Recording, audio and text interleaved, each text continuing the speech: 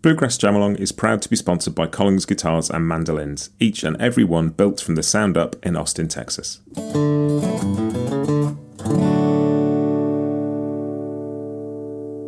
This episode is also brought to you by Peghead Nation, the home of roots music instruction. If you want to improve your playing, join me and thousands of other pickers getting better every day at pegheadnation.com.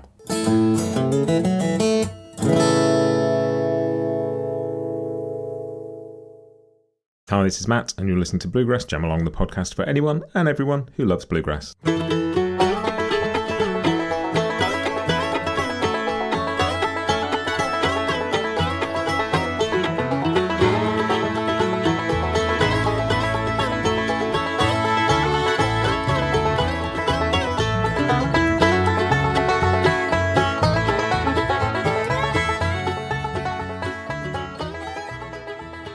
My guest on Bluegrass Jamalong this week is Olli Chanoff, who is Director of Programming for FreshGrass. And so many conversations I've had on the podcast have touched on FreshGrass Commissions, and it's just something I've been fascinated by. So I'm delighted he is here because I would love to learn a bit more about it. Olli, welcome to the podcast.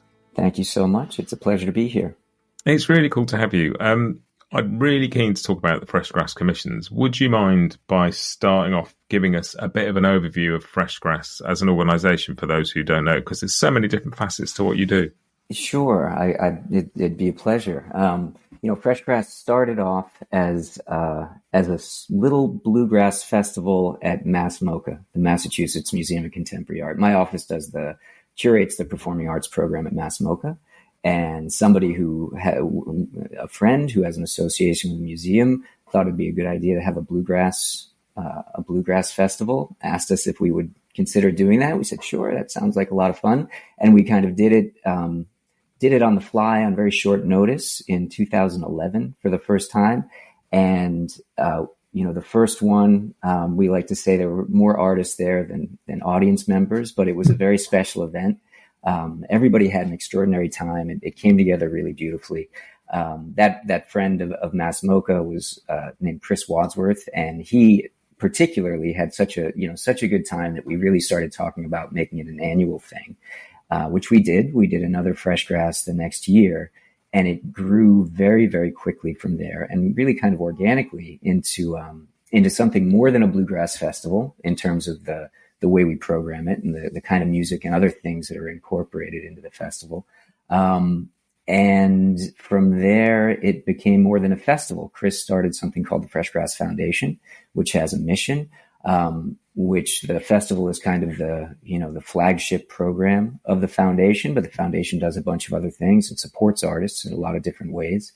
And the commissioning program started through the festival of us thinking it would be a lot of fun and interesting to ask artists to make new work that we would premiere at the festival. And we did that as of either the second or third festival, I want to say. And I can talk more about what that includes, but that became something that helped to shape the mission of the foundation. Then we realized that, we have this platform of a festival that was growing very quickly, exponentially every year, that it was an opportunity to support artists in multiple ways, not just to give them performance opportunities to reach an audience, but we could support artists in actually making new work and then recording and releasing new work. And so that's kind of how the commissioning program started.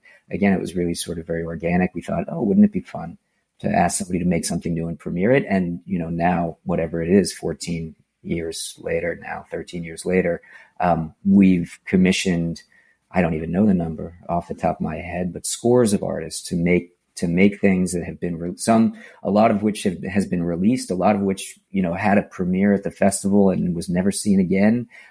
Some things that we've brought back or have had an opportunity to present in other places. But we've supported artists in making a lot of new work, and we're very proud of that. It's integral to the mission of the foundation. And it's quite an unusual thing in this context, isn't it? It's a pretty kind of known thing in the classical world, for example, but it's not particularly something you encounter in the sort of folk acoustic string band world so much. I think not so much in the string band world. I think that's right, but certainly in the broader world of performing arts, it's not just classical musicians who get commissioned, though that's what you usually do think of. But, I have, and my office has, along with FreshGrass, worked on a lot of different events, different festivals, and curated different venues. And we've commissioned through different institutions a lot of artists who are outside the classical world. It does happen. It doesn't tend to happen a lot kind of in the commercial music space, but often in the nonprofit world and festivals that have a mission, or institutions that have a mission behind them beyond, getting people in the door and selling beer to them as they listen to music, which is wonderful also and has its place. But sometimes when you're working with an institution or a festival that's really trying to have a specific perspective, commissioning artists to do something interesting fits in really well with that mission.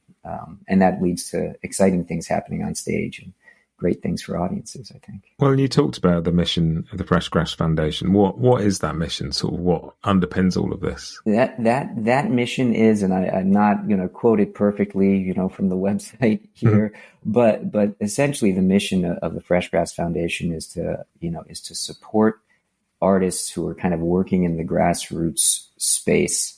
Roots traditions, it started as bluegrass, but roots traditions from all over the world really now, folk traditions from all over the world, to support artists with opportunities to perform, to make new work, to release new work. And that goes, now it's expanding beyond just music. But that's really the core of the mission. It's to give artists opportunities that help them further their careers, and opportunities that they maybe won't have in other places. And the commissioning program is a great example of that. The point of the commissions really is to invite somebody to do something, to make something new that they don't necessarily need to think about the commercial pressures of being an artist, right? So you had mentioned to me before, as we were chatting, Sarah Jarosz, which was an early commission of ours. Sarah's commission, which I think you said you interviewed her on the podcast recently. Her commission didn't end up, we commissioned her to write and perform this piece, which ended up being the Blue Heron Suite, which is a really wonderful piece of music. And we also, supported her in releasing that work. But it happened that Sarah was between labels when she wrote the work. They were shopping around for a new label, her manager and she were, and where they ended up, which I think was Rounder Records. This wasn't the right thing for them to have as her first record on Rounder, because just in terms of where her career was and what they wanted, where they wanted her to be going and who they were trying to reach, this was, though they loved the piece, this wasn't the thing they wanted to do first at Rounder. They ended up releasing it a couple of album cycles later, and it ended up being nominated for a Grammy, and it's a wonderful record that a lot of people are really compelled by, and I think that she really enjoyed.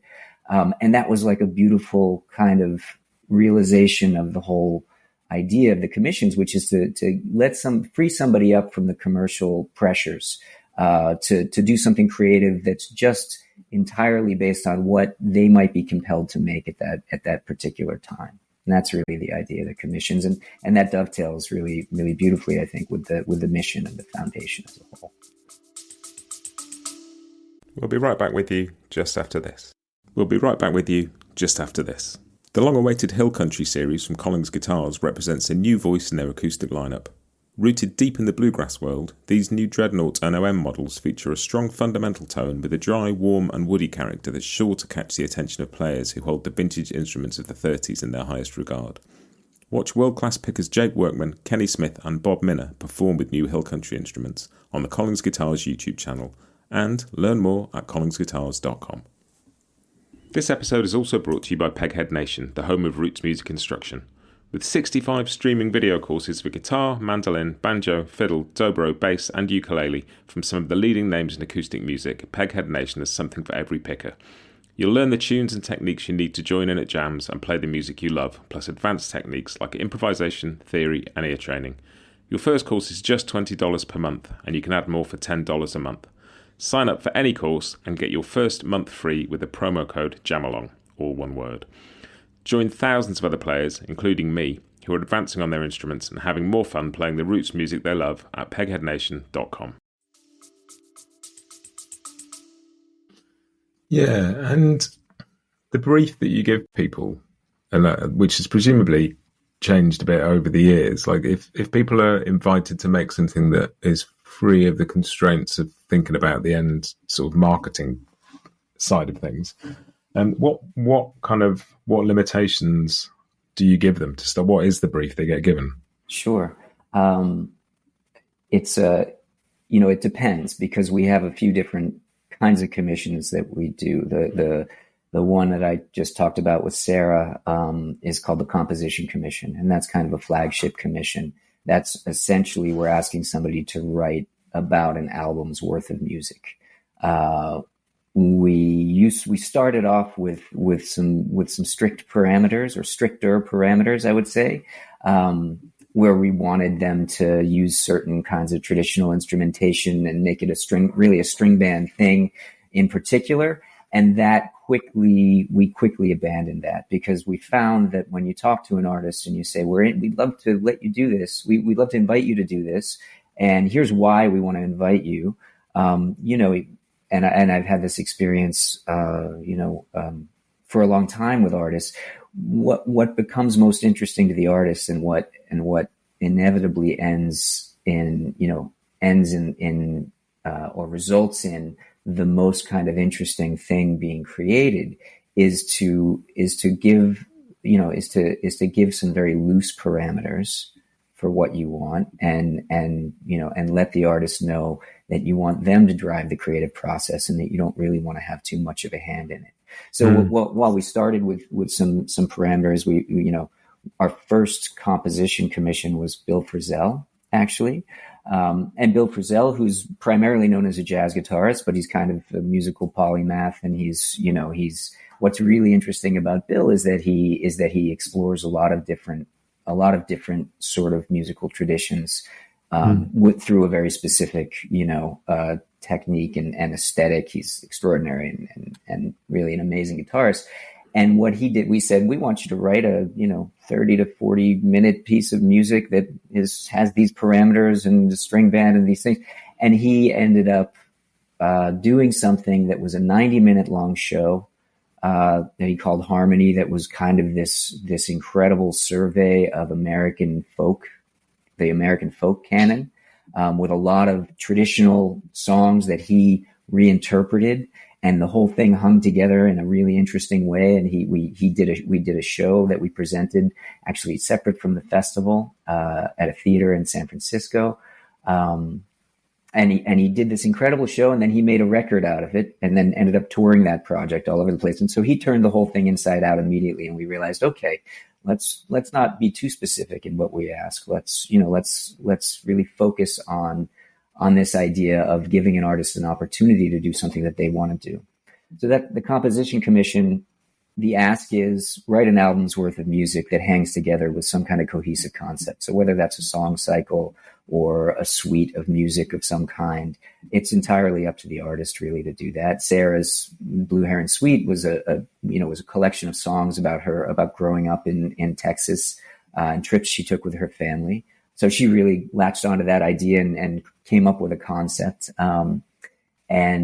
Kronos Quartet, who we commissioned with one of those commissions, did a project on Pete Seeger, who was turning 100, and they had been thinking about doing something with Pete, a multi-artist, compilation of interpretations of Pete Seeger's music and legacy. And so that ended up being the commission they did, which was released on Smithsonian Folkways, a great label in the States. And that was, again, a totally different thing. It had multiple guest collaborators, and it was in a totally different format from these other things we're talking about.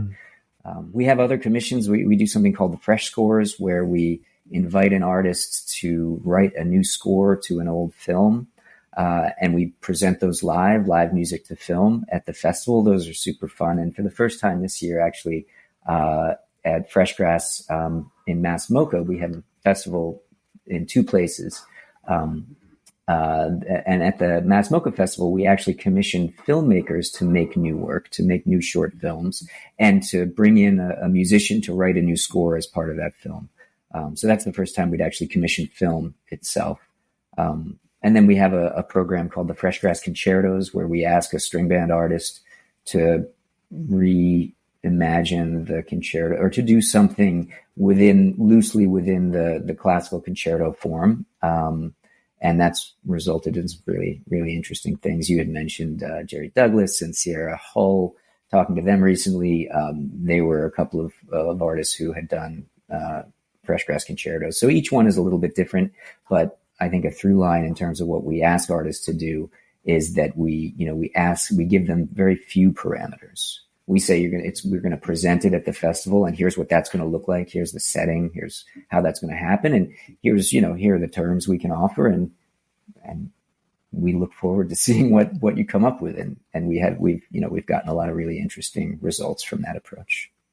Well, that's a really interesting point about sort of giving people a space to do something they might not get an option to do, and then put a lot of parameters on it. It's like it's sort of asking two different things at the same time, isn't it?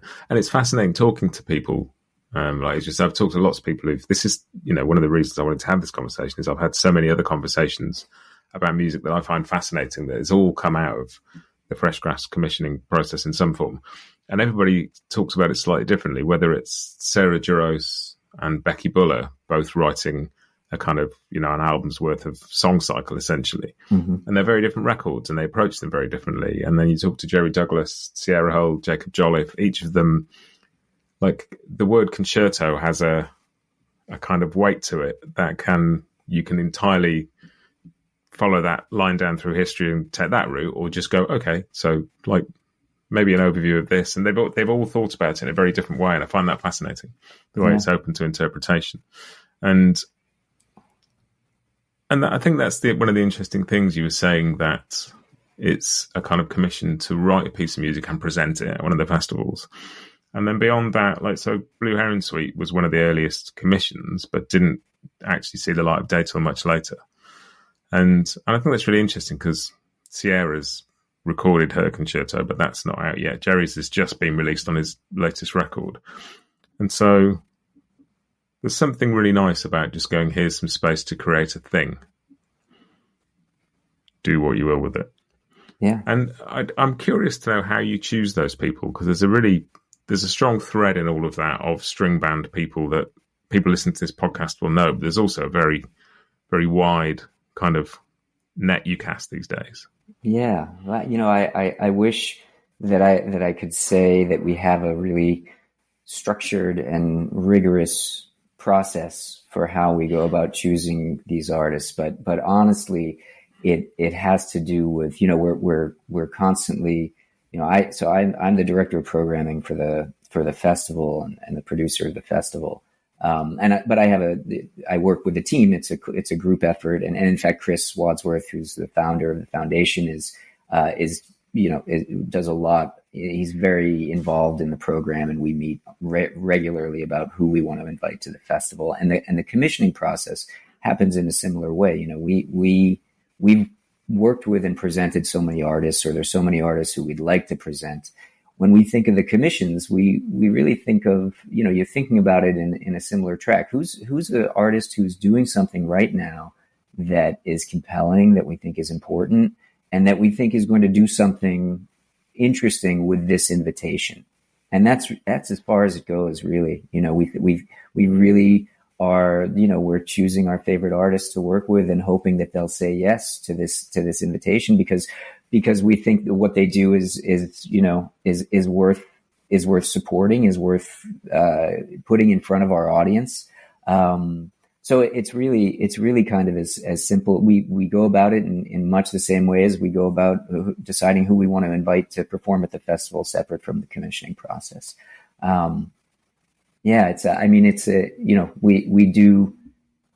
do think about that quite a bit, like how are we going to go about it this year? And part of it has to do with we do want to present opportunities to different kinds of artists, even if they're all in the roots world in one way or another, right? So, when we think about the programming that way too, we don't necessarily, if we're going to present 3 artists in a concertos program, we don't necessarily want that to be, 3 white men. We do think about the diversity of the thing. We think about who's making interesting music and who's getting the opportunities to reach audiences and we like to we like to think about it broadly in that way, and trying to be inclusive about it, and making sure that we're being thoughtful about who we give these opportunities to. So it's a very organic process how we go about identifying the artists, and then there'll be artists who we've asked to do a commission for many years in a row, and it hasn't worked out for one reason or another, and then they end up doing it. There's artists who we've pursued for this for a while, and it hasn't happened yet. We had Bella Fleck, who we've had at the festival many times, who I think we probably first asked about a commission in 2017 or 18, and who finally did one with us in just this past September at Mass Mocha. So, sometimes it's a matter of, this is the year for Bella, and then what do we need to do to fill out that, that program in a way that's going to feel like a nice program for the audience. So. Yeah. And is the sort of the offer on your part like a standard, here's what we offer for a commission, or do you very much tailor it to what somebody might need to produce? Because there's some things that are, Blue Heron Suite, for example, was a work for trio. And then you look at Aoife O'Donovan's All My Friends, which ended up being something much bigger than that. And there's very different scopes within that, isn't there? Yeah, that there is. And, I would say we have our kind of standard terms for the different kinds of commissions that we start with. And then if the conversation, if the project requires more than that, or, the conversation can evolve, and that can change, right? So there's some artists, there's some artists who, sometimes we're giving an opportunity to an artist who is much more emerging, and it might be very meaningful to have a certain kind of offer. And then there's some artists who are, like a Bella, not to say that this was a very different feat, but some artists, you say, okay, if I'm going to carve out time to create this much music, I've been commissioned before. This is kind of what it takes for me to do that. And they might have their own ask that comes into play. Sometimes with something like Kronos Quartet, that became a much bigger project with a release that was built in from the beginning. There were multiple composers involved. There were who were rewriting some of the stuff, and there were multiple guest artists, and it became a much bigger project. And our contribution ended up being more significant than on some of the other ones, simply because we really, we were so compelled by the project, and we wanted to support it. And it was just the nature of it was that it was a much larger project, and so it ended up being the support sometimes ends up being different because of that. Aoife's piece, we ended up commissioning a portion of her record, because it was, and what ended up on stage at Mass Mocha, there were 38 or 39 musicians on stage at Mass Mocha, because she brought in a youth choir to be part of it. And there was a big band, and there was the Westerlies, which is this wonderful horn band that was part of it. So there was, the scope of it was really big. And what we actually commissioned was a portion of the record for what we were able to contribute to that project. So it varies really from one project to another. We have a jumping off point, but then that kind of like the parameters that we initially hope to put on it sometimes goes out the window quickly. And there's something really interesting about that. Just the idea of, like, it's going back to that space to just create something they might not otherwise. Like, presumably when you give people that space, I was watching the short film on the website earlier today with Mr. Sun doing their sort of reimagining of Duke Ellington, reimagining. It's like, Noam Pikelny plays, Kenny Baker plays Bill Monroe sort of thing. But each of those stages is much more detached from the original. Right. And just hearing them talk about the process of, like, this is a marvelous idea, and then working out what it took to actually bring that idea to life. It sounds like an incredible journey, and some of those ideas must develop exponentially once they've got off the ground. Yeah, for sure they do. And that project was incredible. We brought that we premiered that at Mass Mocha, at the Mass Mocha Festival in 23, and then brought it to Bentonville, Arkansas, where we do the festival in May in 24. But they had written and recorded the record before they even got to Mass Mocha. which we also supported. But yeah, it does. It evolves. These projects often evolve when you start with that premise of, we want to, invite you to do something that you want to do. What is that going to look like? Sometimes an idea, there'll be an idea, the germ of an idea that then goes in all kinds of directions that we didn't expect, that the artist didn't expect. And that's kind of integral, I think, to the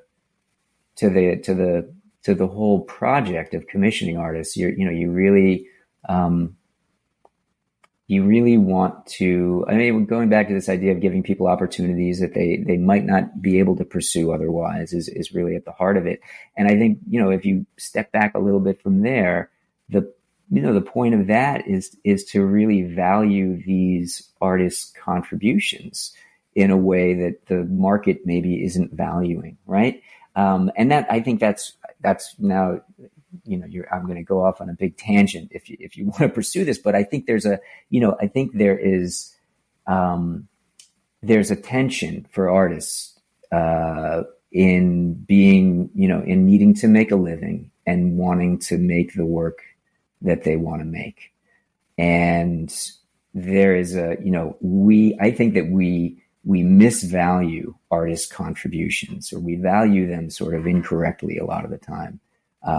Because artists have a lot to contribute beyond how many records they sell and how many tickets they sell. They create things that enrich our lives in different ways, that help us explain our lives to ourselves in different ways that nobody else does. And we don't value that part of it necessarily, So I think when you think about something like this commissioning program that we have, part of the intent, even if we didn't really think about it that way when we started out, but part of the intent is to value these artists' contributions differently, in a way that I think that the kind of commercial space doesn't necessarily do. Yeah, and I don't feel like that is a tangent. It sort of feels very sort of fundamental to my interest in this as a project and wanting to talk to you about it, because it is I think there's a very, and maybe this is maybe I'm going off on my own tangent, but there's a really interesting conversation about sort of what the point of record labels is these days, and how musicians interface with the world. And, in an era where people aren't really buying physical product, what the, like, quote unquote, in air quotes that you can't see in the podcast, but music business, record business, whatever is.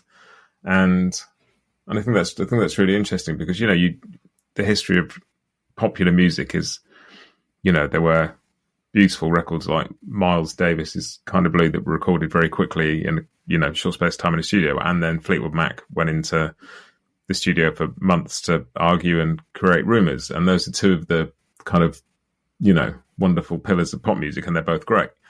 But the world's moved on, hasn't it? And different kinds of art require different kinds of resource, and different kinds of audience exist for them now. And so I think it's where something like this sits in that space of helping kind of midwife art is really interesting. Because that's a lovely way to put it, I think.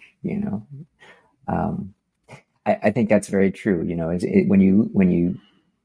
If you start to understand how artists support themselves now versus how recording artists, music artists, it has changed dramatically, right? You can't make a living releasing music anymore. It just doesn't. It happens for such a small, tiny subset of artists who have commercial success, where they're actually selling their music, their recorded music, in whatever platform they're selling it.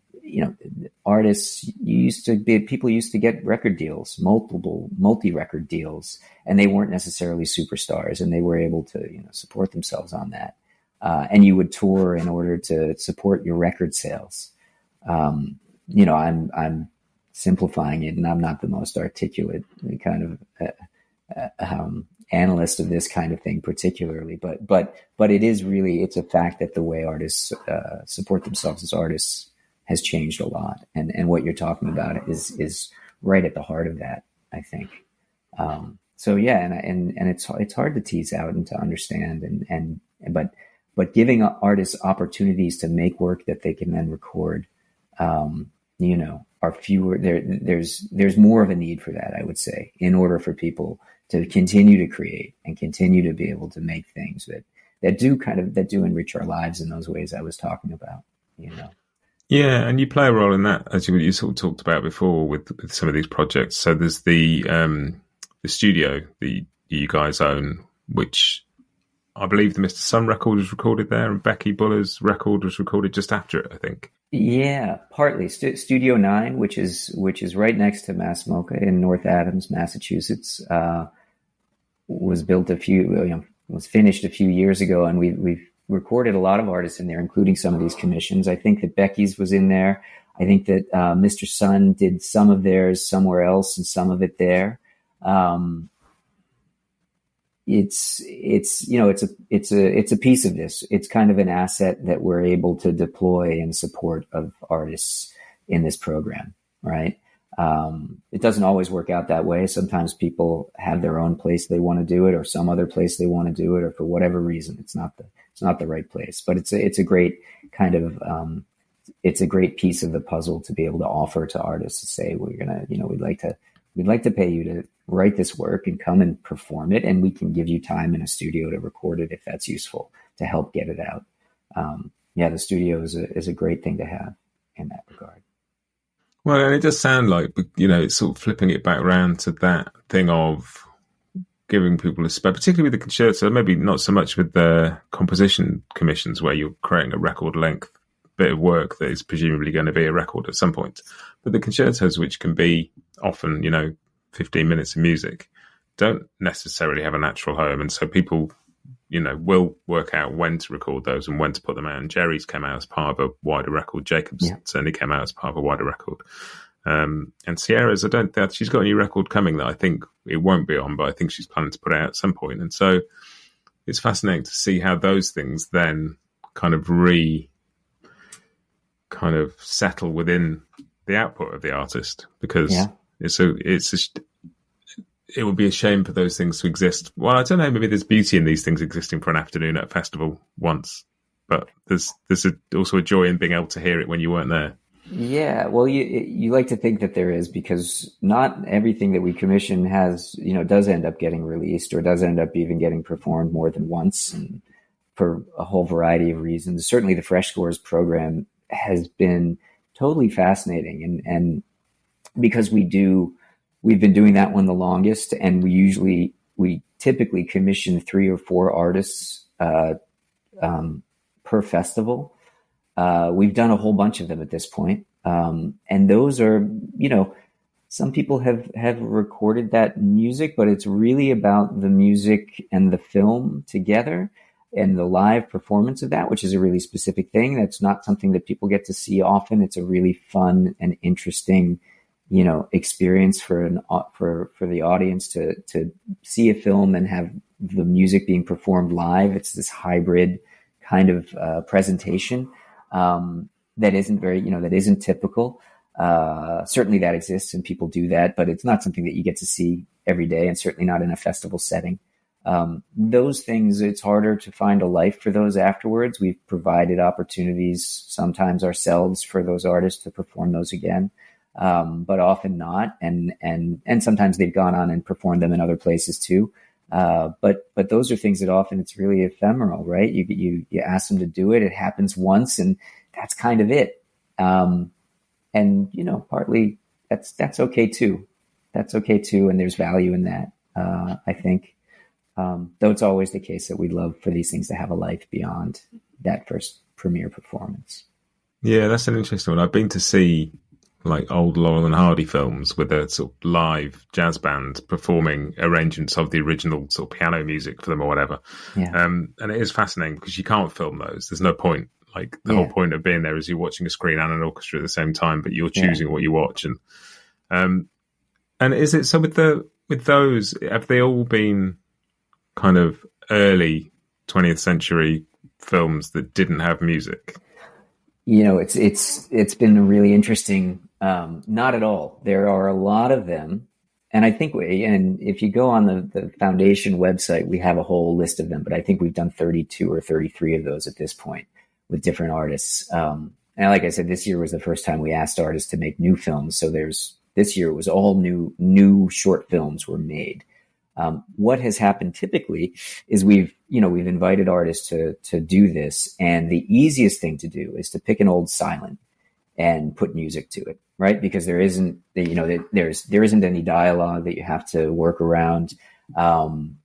Those films are also typically in the public domain, so there aren't any rights issues to work through, which can be complicated and not undoable. And we've certainly helped artists get rights to things that weren't in the public domain.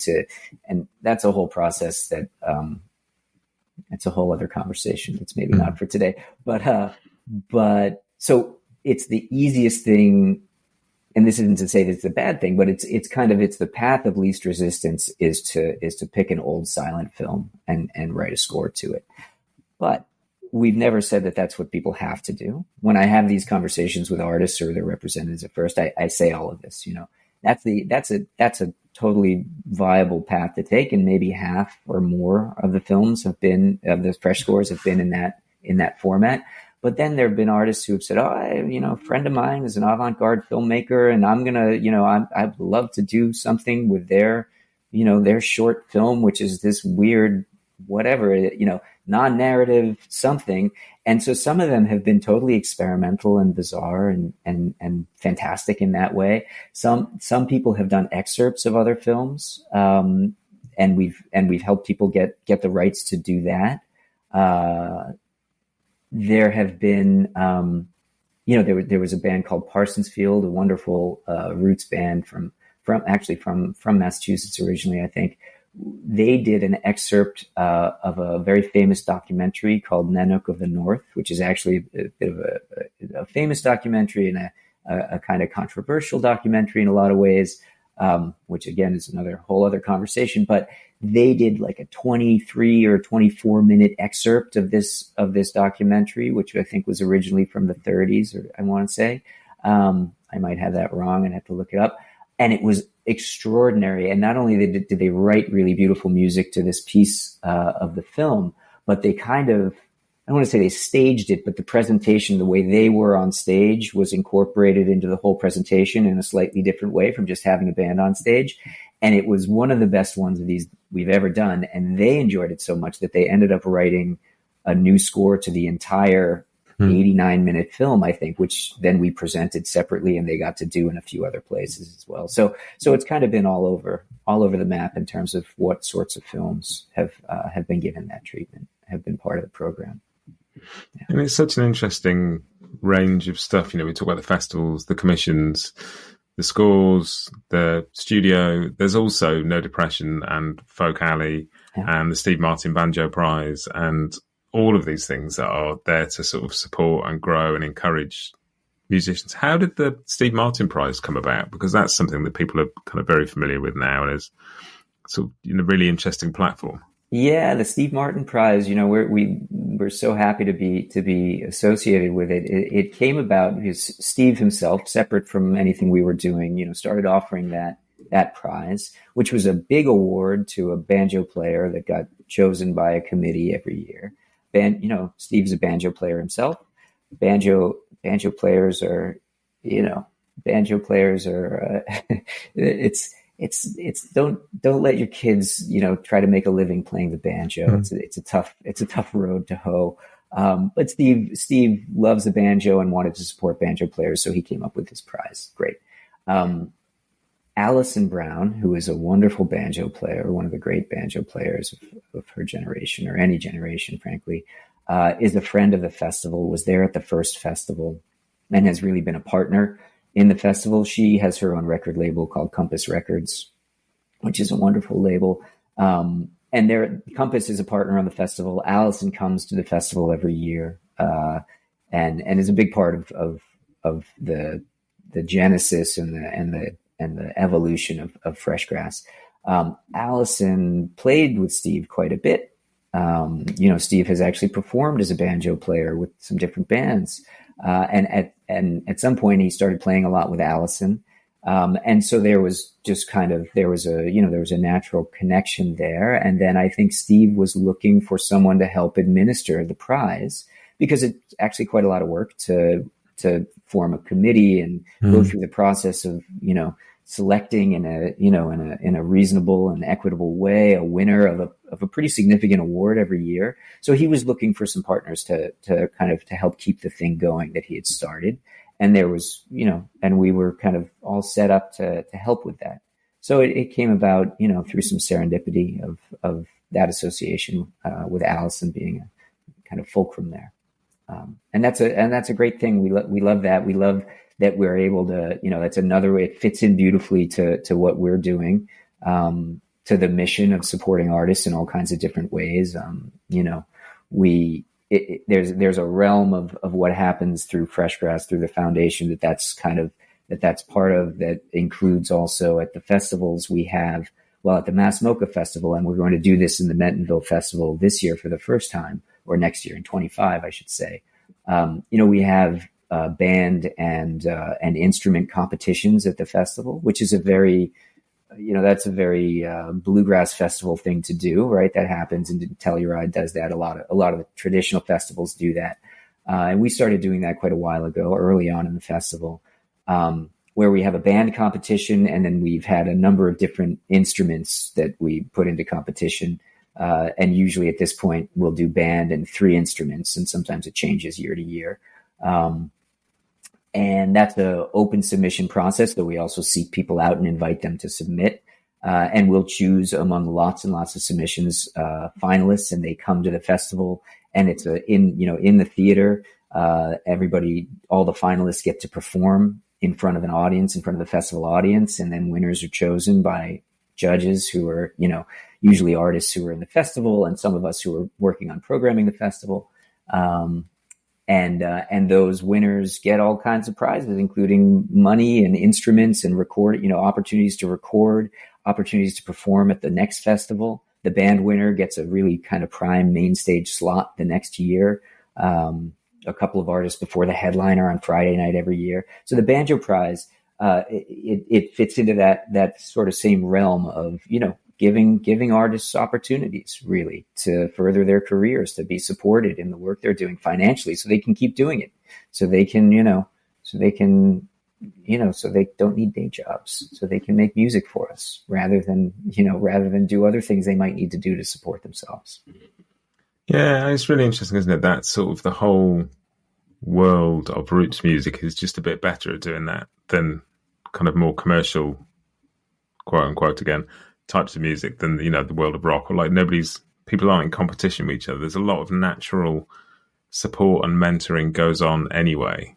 And so it's just a prime place to be able to do some good with something like this, I guess, because it's already baked into the way it works.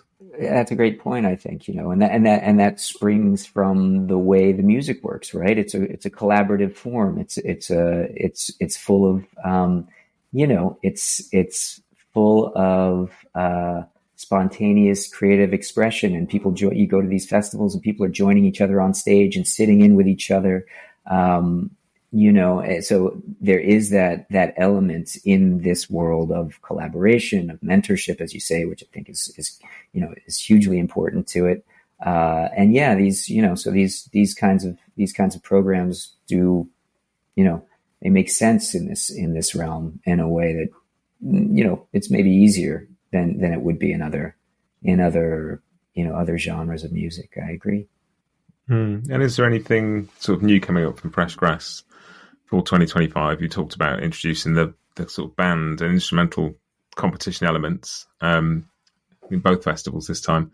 Is there anything particularly exciting coming up you want to share with us? Well, there are all kinds of exciting things, Matt, but we're going to announce a lineup for the Bentonville Festival next month. We'll announce a lineup for the Mass Mocha Festival in March. Some of the things that are going to be new and exciting are going to get announced in those lineup announcements. And so it sounds funny to say, but they're kind of embargoed and I can't talk about them. That has to do with who's going to be at the festival.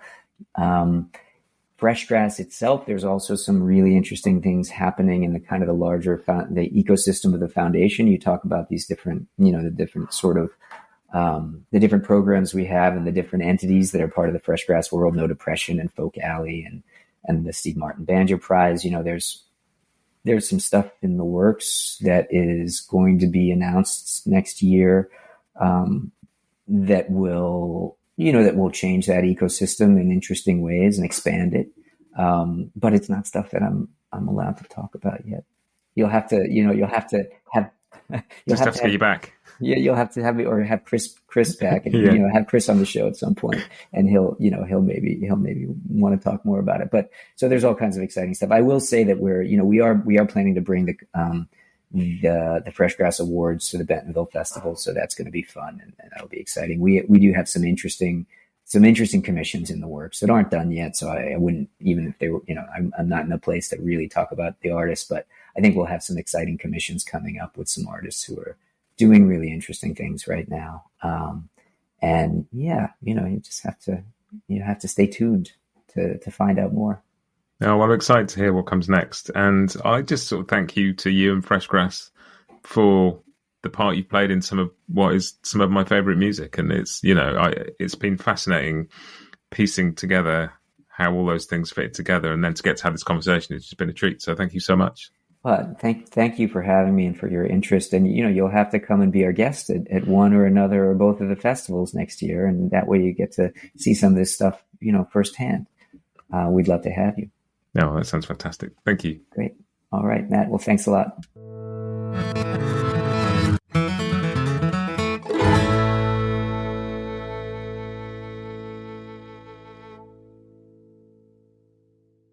Bluegrass Jamalong is proud to be sponsored by Collings Guitars and Mandolins, making some of the finest guitars and mandolins in the world since the 1970s. Visit collingsguitars.com and find out why.